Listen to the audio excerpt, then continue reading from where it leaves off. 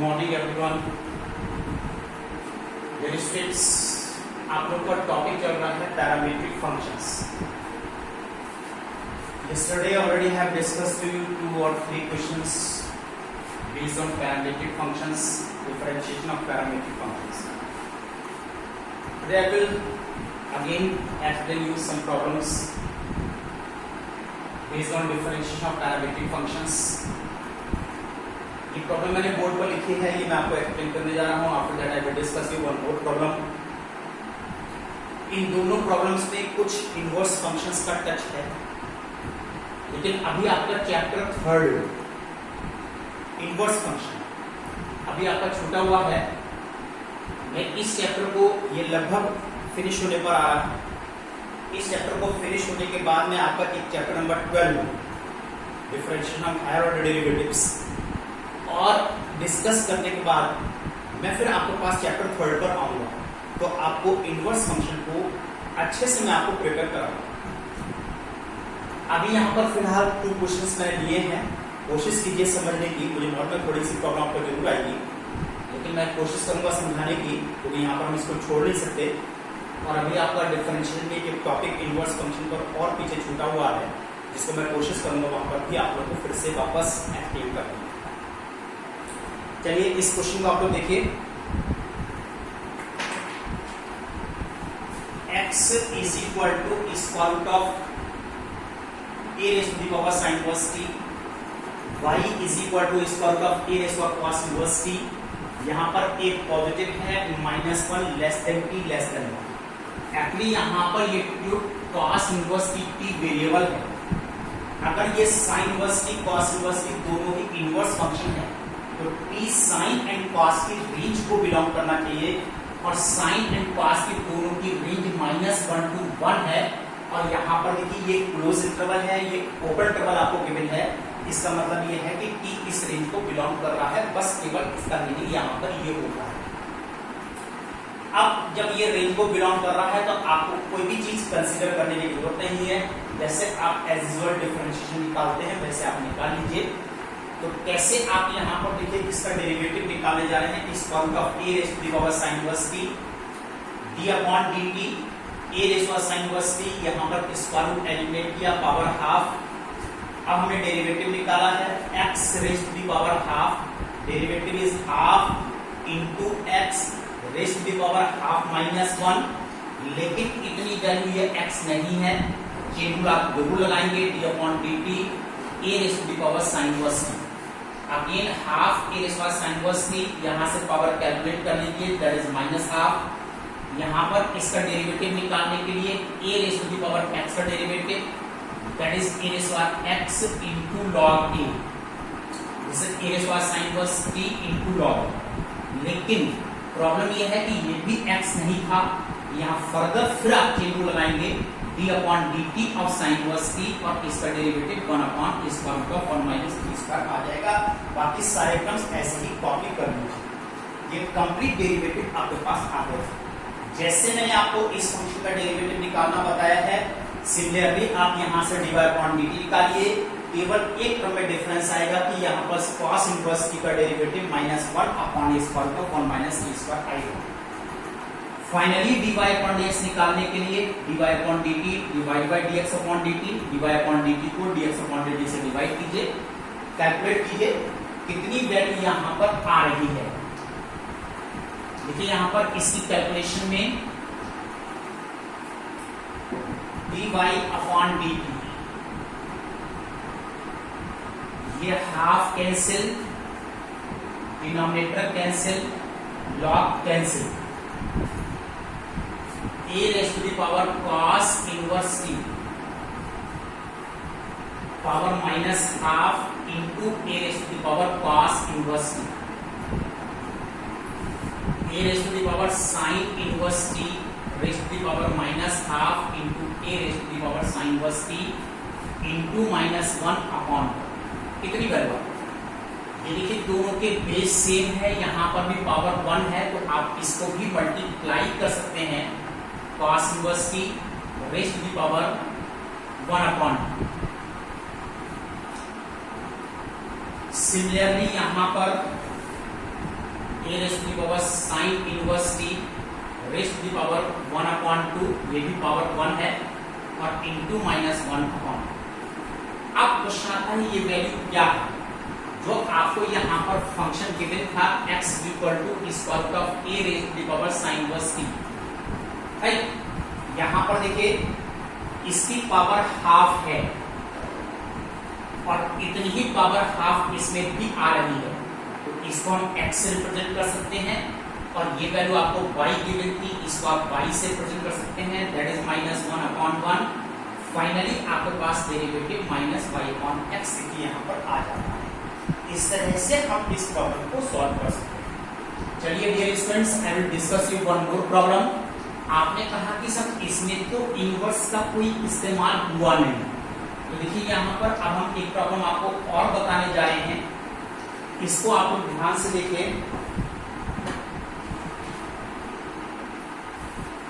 This is x is equal to sine inverse 2t/1 plus t square. This is y is equal to sine inverse, this is 2t/1 minus t square. I think this is tan inverse, where t is more than 1. आपसे कहा गया है कि इसका derivative find कीजिए। तो चलिए देखिए डियर स्टूडेंट्स, इसका डेरिवेटिव फर्दर फाइंड करने के लिए हमारे पास यहाँ पर अभी क्या है कि sign inverse 2t/1 plus t square, ये वैल्यू यहाँ पर साइन फंक्शन की रेंज में आना चाहिए, लेकिन आपको केवल यहाँ पर t मोर देन गिवन है, t मोर देन 1 गिवन है। या तो आप t मोर देन 1 को इस फॉर्म में कन्वर्ट कीजिए 2t/1 plus t square, check this value should belong in the range of sin inverse, that is -1 to 1, close interval -1 to 1 sine function की range को बिलोंग करना चाहिए। तो कभी कभी ये हमारे लिए मुश्किल होता है कि हम यहाँ पर t को इस फॉर्म में कन्वर्ट करें। तो यहाँ पर देखिए एक और मेथड है, that is known as substitution. आपको देखने से लग रहा होगा यहाँ पर ये एक फॉर्मूला है।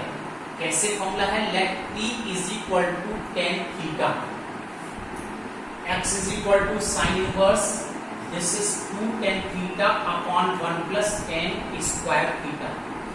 Now this is the formula of sin 2 theta. लेकिन इनवर्स फंक्शन के according sin inverse sin 2 theta तभी हो सकता है जब यहाँ पर ये एंगल 2 थीटा इस साइन की प्रिंसिपल वैल्यू ब्रांच को बिलोंग करना चाहिए।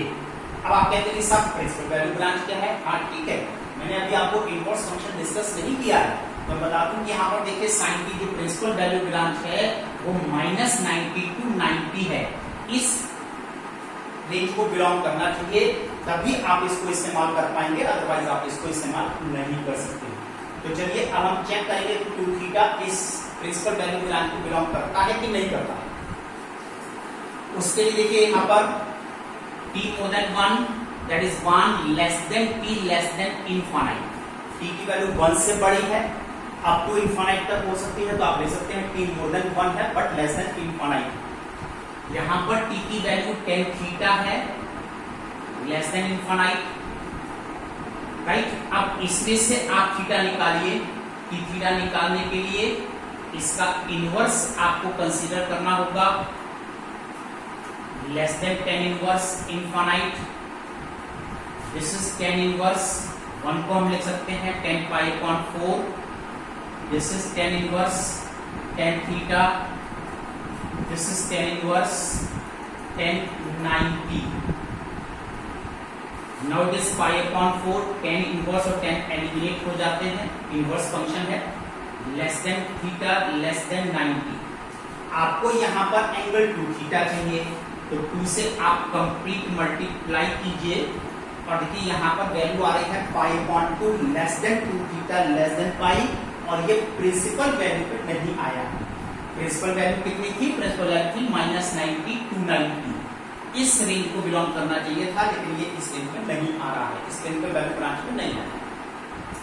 तो आप यहाँ पर इसकी वैल्यू को 2 थीटा नहीं निकाल सकते, लेकिन आपको पता है कि sine 2 theta is equal to sine pi minus 2 theta. ये फर्स्ट क्वाड्रेंट है, ये सेकंड क्वाड्रेंट है और दोनों वैल्यू पॉजिटिव है। अगर साइन फर्स्ट क्वाड्रेंट में था तो प्रिंसिपल वैल्यू में नहीं है, तो हम इसको कन्वर्ट कर देते हैं सेकंड क्वाड्रेंट में, पाई माइनस 2 थीटा। अब आपको पाई माइनस 2 थीटा चेक करना है कि पाई माइनस 2 थीटा आया कि नहीं आया। इसके लिए इस इक्वेशन को अब माइनस साइन से आप मल्टीप्लाई कर दीजिए। जब माइनस साइन से आप मल्टीप्लाई करते हैं तो मिनिमम और मैक्सिमम वैल्यू इंटरचेंज होती है, लाइक दिस -9, और इसमें पाई अब आप इसमें ऐड कर दीजिए। This is pi minus pi, pi minus 2 theta, this is pi minus 90, this is 0, pi minus 2 theta and this is 90। और देखिए 0 से 90 तक ये इस प्रिंसिपल वैल्यू ब्रांच को जरूर बिलोंग करने लगा। और जब ये प्रिंसिपल वैल्यू ब्रांच को बिलोंग करने लगा तो ये वैल्यू आपकी ठीक है। That's why it is pi minus 2 theta and pi minus 2 into, और यहां से थीटा की वैल्यू आप फिर से निकालिए, that is tan inverse t।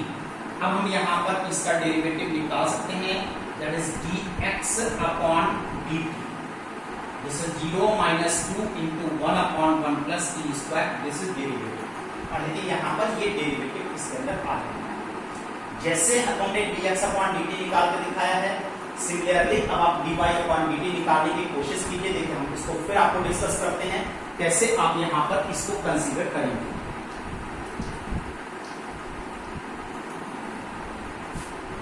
Let t is equal to tan theta, y is equal to tan inverse, this is 2 tan theta upon 1 minus tan square theta, this is the formula of tan 2 theta। अब 2 theta यहाँ पर value 2 theta आ रही है। अब tan के case में principal value branch क्या है, -90 to 90 है। ये आपको पढ़ाया जाएगा, कहां पर पढ़ाया जाएगा, इनवर्स फंक्शन में पढ़ाया जाएगा। 2 थीटा इस रेंज को बिलोंग करना चाहिए, इस प्रिंसिपल वैल्यू को बिलोंग करना चाहिए। अब हमको चेक करना है कि इसको बिलोंग करता है कि नहीं करता है। Again less than infinite, this is tan inverse 1 less then tan inverse t। First of all, in place of t use tan theta less than infinite, this is tan inverse 1, this is, चलिए एक step अभी आपको और लिखना होगा। Now this is tan inverse 1, tan inverse tan theta, tan inverse infinite, this is pi upon 4, just like the last question, this is pi upon 2। Angle 2 theta के लिए फिर आपने 2 से मल्टीप्लाई किया, that is pi upon 2, that is 2 theta, this is pi. और देखिए ये यहाँ पर इस प्रिंसिपल वैल्यू को बिलोंग नहीं करता। तो हमें क्या करना है, हमको करना ये है, this is tan inverse tan 2 theta को tan पाई माइनस 2 थीटा आप यूज कर सकते हैं। अब कहेंगे सब पाई माइनस 2 थीटा आप चेक करके देख लो कि प्रिंसिपल वैल्यू में आ रहा है कि नहीं आ रहा है। तो बिल्कुल उसी तरीके से जैसे मैंने अभी आपको चेक करके दिखाया था, माइनस साइन से मल्टीप्लाई कीजिए, -2 थीटा लेस देन 90, और इसमें पाई ऐड कर दो।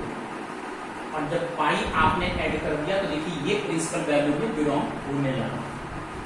पाई माइनस 2 थीटा यूज कर सकते हैं। अब आपके दिमाग में एक प्रॉब्लम ये आ रही होगी कि 2 थीटा तो फर्स्ट क्वाड्रेंट में है, पाई माइनस 2 थीटा सेकंड क्वाड्रेंट में है, ये वैल्यू बैलेंस कैसे हो गई। ये तो आपके पास साइन का डिफरेंस आ गया।